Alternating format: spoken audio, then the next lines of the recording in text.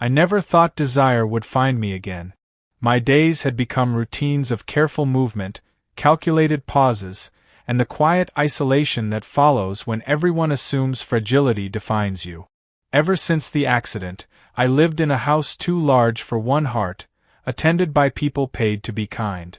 They smiled politely, lifted trays of food, adjusted pillows, then drifted away as though afraid my broken body might infect them with silence.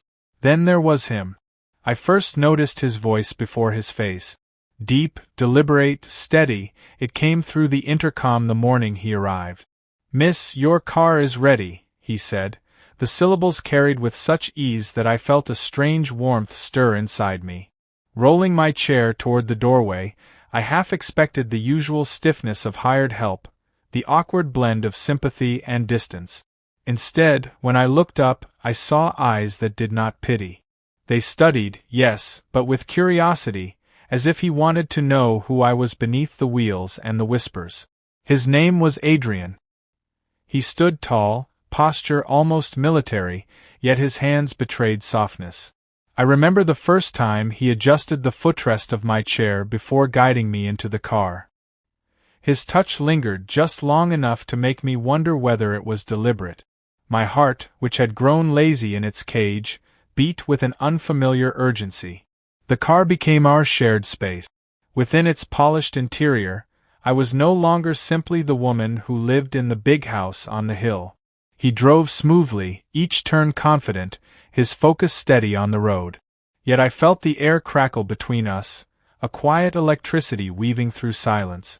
Sometimes he would ask me questions, about books, about music, about places I missed. I found myself speaking more than I had in months. I laughed. I surprised myself with stories, confessing small secrets to the man whose hands guided me through city street. But with every mile, I also felt danger.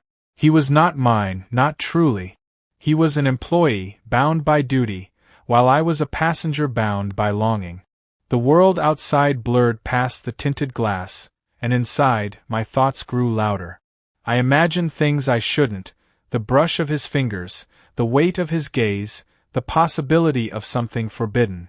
One evening, rain streaked across the windshield like silver threads. We sat at a red light, the engine humming beneath us. He glanced at me, and for a breath's length of time, neither of us looked away. That single moment stretched, heavy with unspoken promise, until the light changed and he returned his eyes to the road. My chest ached with both relief and disappointment. When he wheeled me back into the house that night, his hand accidentally brushed mine. Just skin against skin, fleeting, yet I carried it like a secret flame.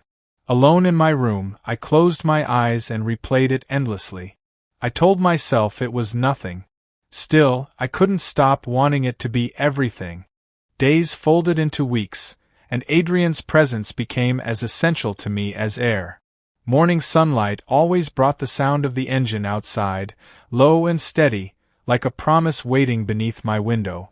I would pretend indifference when he entered, yet my pulse betrayed me, quickening with each footstep on the marble floor. He never asked about my accident. Everyone else did, tiptoeing around the subject as though rehearsing sympathy was a performance they couldn't avoid. But Adrian only looked at me, truly looked, as though the chair was merely furniture, not a chain.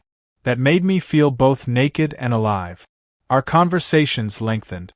He discovered I loved poetry, and one afternoon while driving, he recited a verse by memory.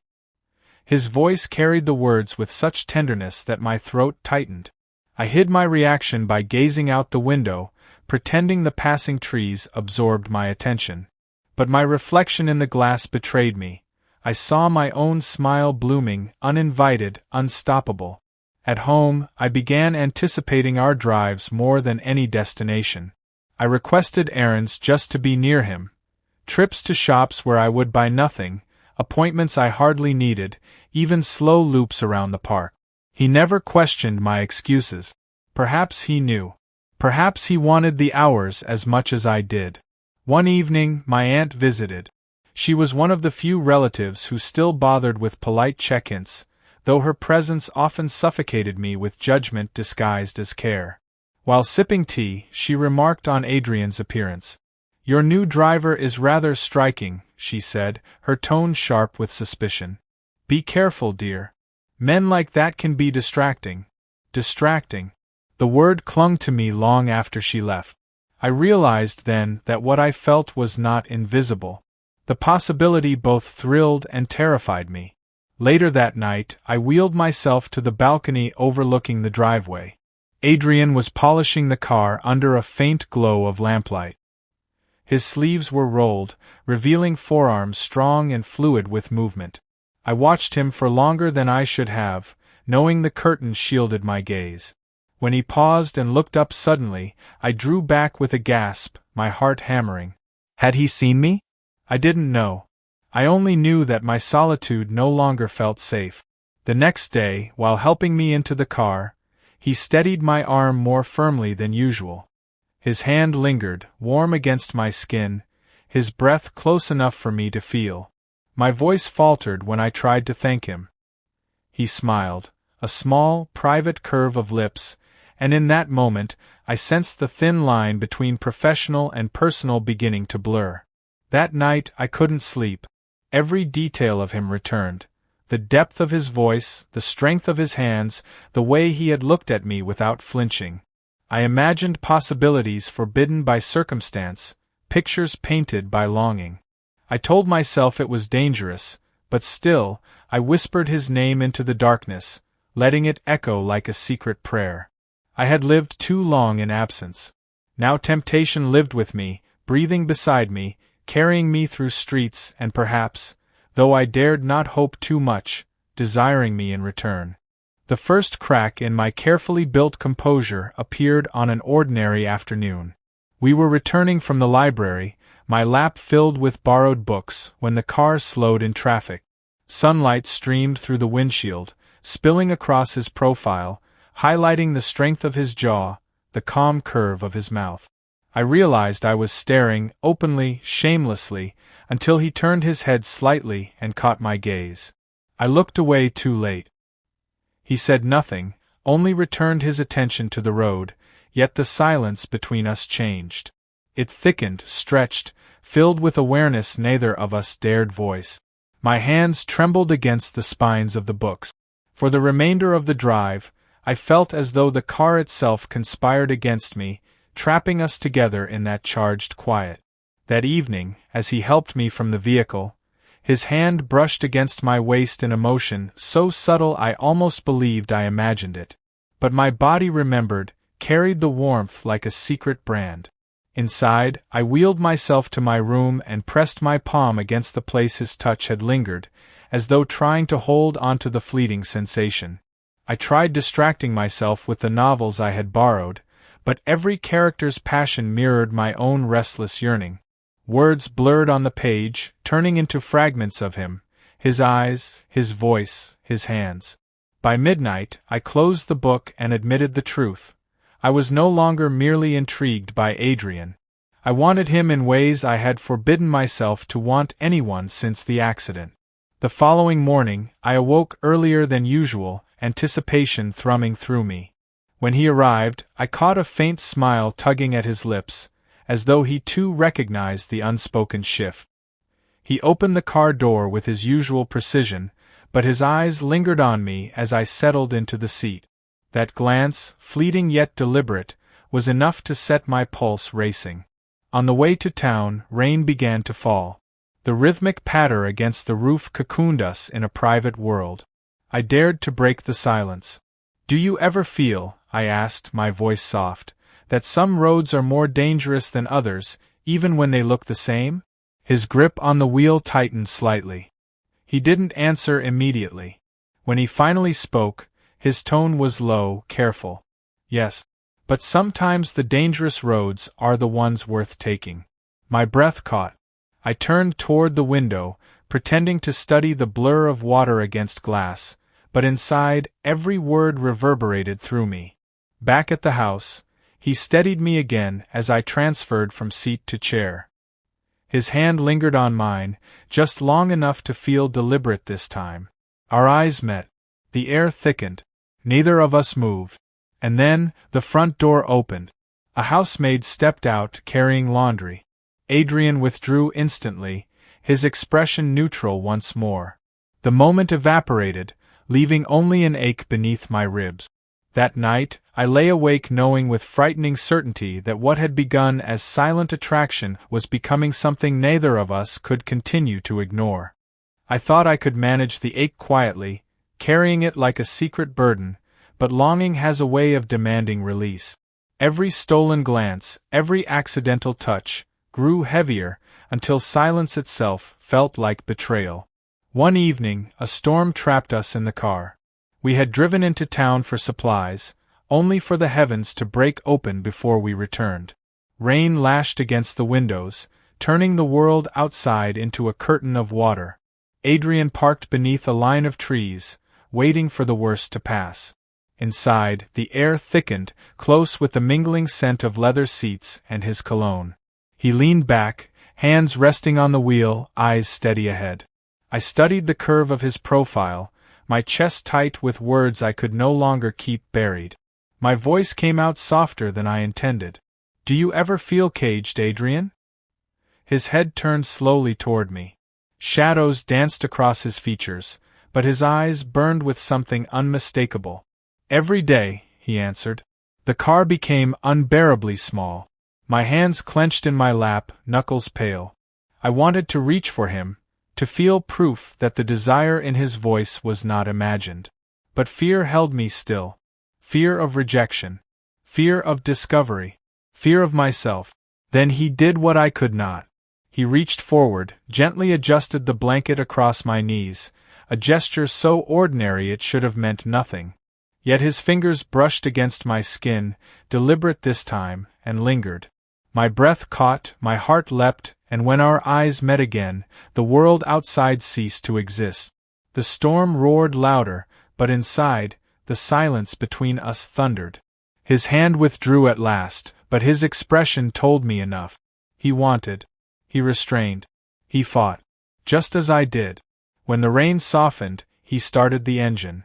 The drive back was wordless, yet every mile pulsed with unspoken confession. By the time we reached the estate, I was trembling, not from cold, but from the terrifying joy of knowing the wall between us had begun to crumble.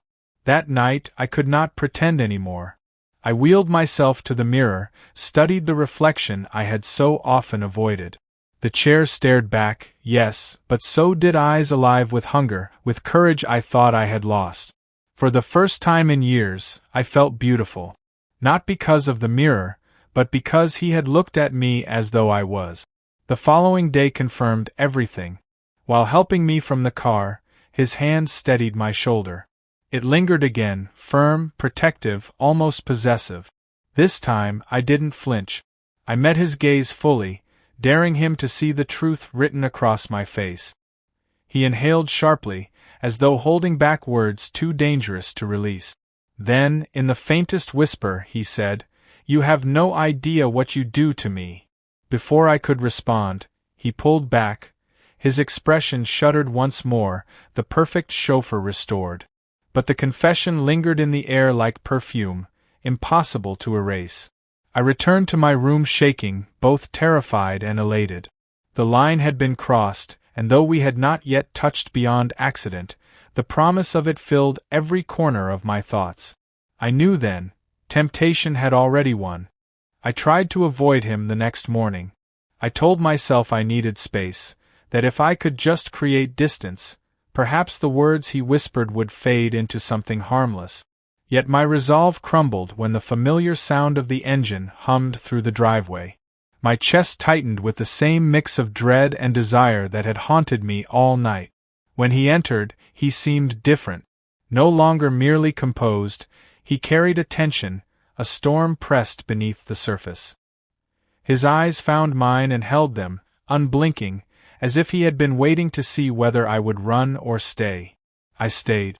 We drove without destination, my request vague. Just the park, perhaps, or nowhere at all. He obeyed, yet every turn of the wheel seemed fueled by the same restless energy burning inside me. I could feel it radiating from him, even in silence.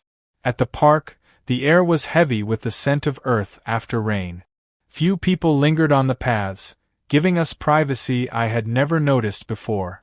He helped me down the ramp with practiced ease, but when we reached a quiet stretch beneath the trees, he stopped. His hand remained on the back of my chair longer than necessary. "Miss," he began, voice low, unsteady, "I shouldn't say this. I shouldn't even think it." My pulse pounded. "Then why do you?" His eyes darkened, as though torn between restraint and surrender. "Because you're all I think about." The world seemed to tilt. My breath caught, my body trembling not from weakness but from anticipation. I lifted my hand, hesitant, shaking, and placed it over his. The gesture was small, but in it every wall collapsed. He drew closer, so close I could feel his breath mingling with mine. The air thickened, our faces separated by inches that screamed to be closed. My heart raced with terror and exhilaration, knowing the decision was no longer his alone. "I'm not fragile," I whispered. "Not in the way you think." Something inside him broke then, not in defeat but in release. His hand slid gently along my arm, reverent, careful, as though afraid I might vanish if he held me too tightly. His forehead touched mine, a tender contact that sent shivers through every nerve.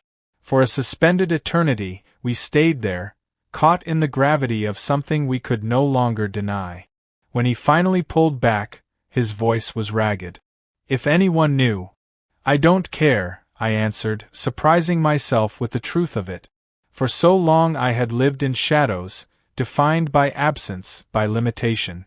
But in his presence I felt alive again, reckless, daring, hungry for more. He exhaled a shaky laugh, one hand brushing against my cheek before retreating. That fleeting touch seared me, proof that the boundary between duty and desire had been erased forever. The ride home was silent but no longer heavy.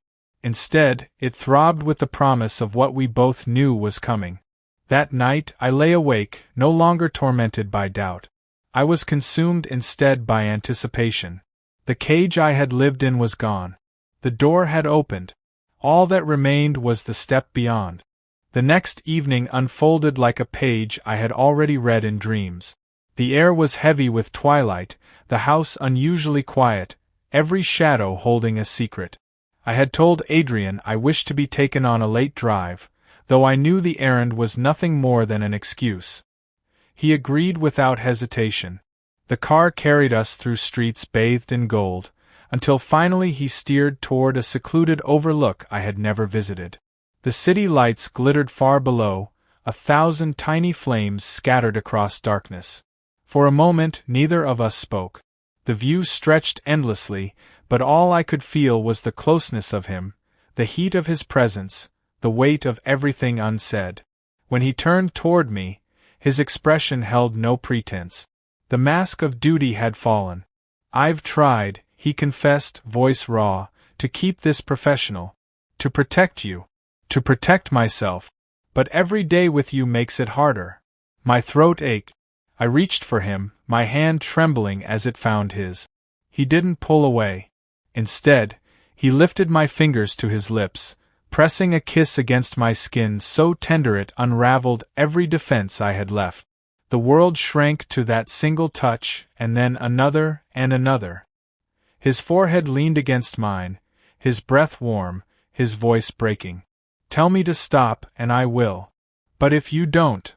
I closed my eyes, let the silence answer for me. The dam burst. His arms enveloped me, strong yet reverent, pulling me against him as though I were both precious and essential. For the first time since the accident, I felt more than alive. I felt desired, chosen, whole. Our lips met in a kiss that tasted of both desperation and discovery, a collision of everything we had denied and everything we longed to claim. When we finally pulled apart, breathless, the night seemed changed, charged with dangerous beauty. My heart thundered with both triumph and fear. I knew the path ahead would not be easy. There were reputations, responsibilities, perhaps even betrayal waiting in the shadows. But in that moment none of it mattered. On the drive back, we spoke little, yet the silence was no longer heavy. It was alive, pulsing with the certainty of what we had become. He reached across once, his hand resting gently on mine, and I let it stay there until the gates of the estate loomed into view. Inside my room later, I stared out the window at the faint glow of the driveway. My life had shifted irrevocably. I had chosen fire over safety, desire over solitude. For years, I had lived behind glass, watching the world pass me by. But tonight, I had stepped through, claimed something forbidden, something intoxicating, something that might burn me, and I welcomed it. I whispered his name once more into the darkness, not as a prayer this time, but as a vow. Whatever came next, I was ready.